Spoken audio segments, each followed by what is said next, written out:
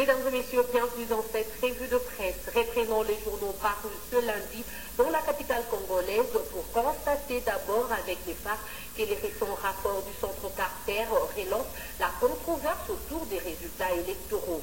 Dialoguer ou voter pour installer un pouvoir légitime pose des questions, résumant ainsi les conclusions de la mission d'observation de cette organisation. Ceci d'autant plus que la Commission électorale nationale indépendante et la Cour suprême des justices sont perçues comme non indépendantes et pas dignes de confiance. Mais au niveau où les choses sont arrivées, il y a de quoi se poser la question sur le réalisme de cette proposition. En effet, l'Assemblée nationale, par exemple, siège déjà. Et d'ailleurs, mardi prochain, les mandats des nouveaux élus seront validés. Cela même dans l'élection et sujette des cautions. Alors que le dialogue appelé de tous les vœux n'a pas encore commencé.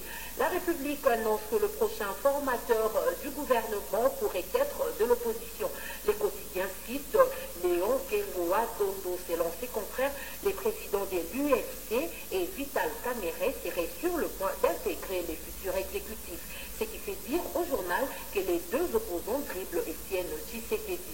Les autres opposants, poursuivent les confrères, ont fini peut-être par comprendre que l'homme délimité n'a jamais changé.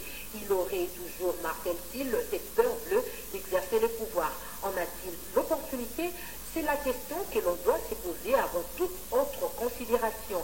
Celui qui est proche d'exercer le pouvoir, c'est les partis du peuple pour la reconstruction et la démocratie.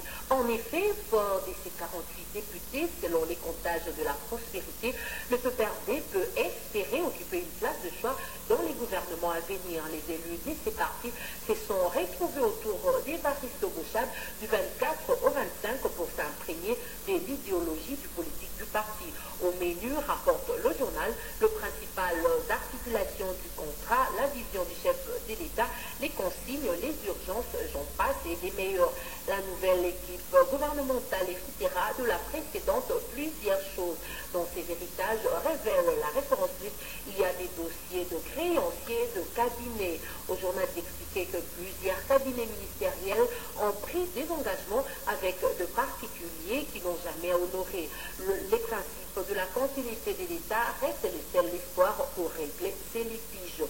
Par ailleurs, Sifia Grand-La fait état d'une pratique plus qu'inquiétante au Katanga.